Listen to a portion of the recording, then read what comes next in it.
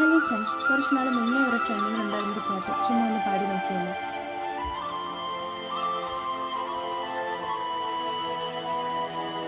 ஒரு தல காதல தந்து